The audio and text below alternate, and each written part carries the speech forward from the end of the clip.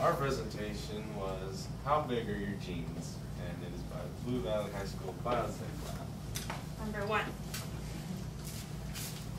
Our introduction is gel electrophoresis is used to separate DNA and RNA or proteins through an electric field, like you saw in our equipment over there, using a gel matrix. And the purpose of our lab is to determine how the approximate size of a gene. And here is a picture of what you saw over there. Our procedure. Make sure you follow all lab safety precautions before starting the lab, and always wear your goggles. Next, you need to cast your gel. We used a horizontal gel electrophoresis. Use your specified amounts of agarose concentrated buffer and distilled water. Next, stir it together and heat it until the agarose is dissolved. Wait until the solution is at 55 degrees Celsius before pouring the gel. Pour the gel into the mold and wait until it is set. Next, we pour the buffer into the electrophoresis chamber first set your gel in there and then pour the buffer in. And then after that, using your pipette, you load into your wells, your samples, and then connect your chamber to the power station, which is at 125 voltages, and run the gel.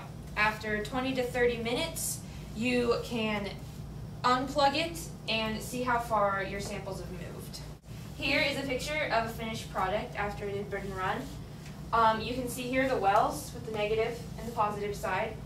We always put it on the negative side because the samples there are negative, and so they're going to move towards the positive side.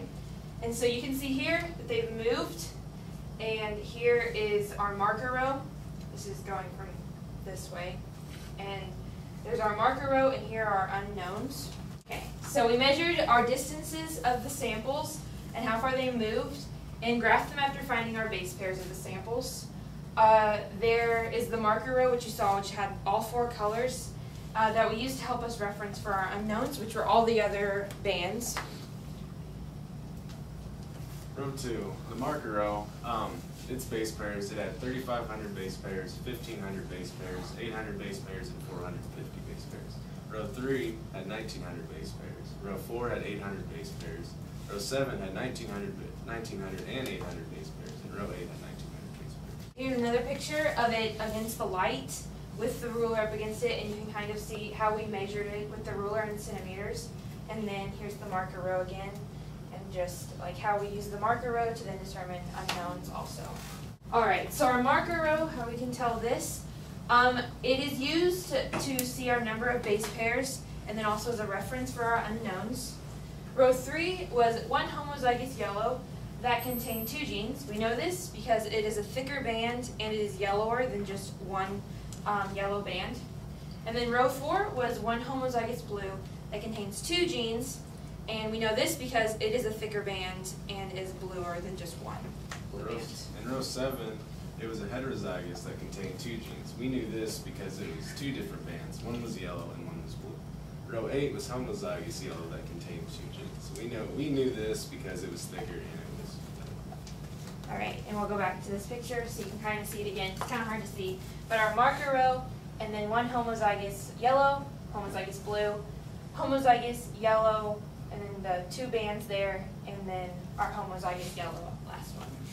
Some room for improvement. Our room for improvement is to standardize the measuring of the markings to make it easier to read, and also we can minimize extra colors by not using contaminated gel. Alright, so our acknowledgements, we'd like to thank Toshiba America Foundation for the funding of our equipment. Also, we'd like to thank Ms. Hutson for all her help in bringing Oreo cakesters for us to eat. To Mr. Lee for all his help, knowing how to drive a bus so we could go down and see the labs at K-State, and then making sweet biotech shirts. Woo! Yeah.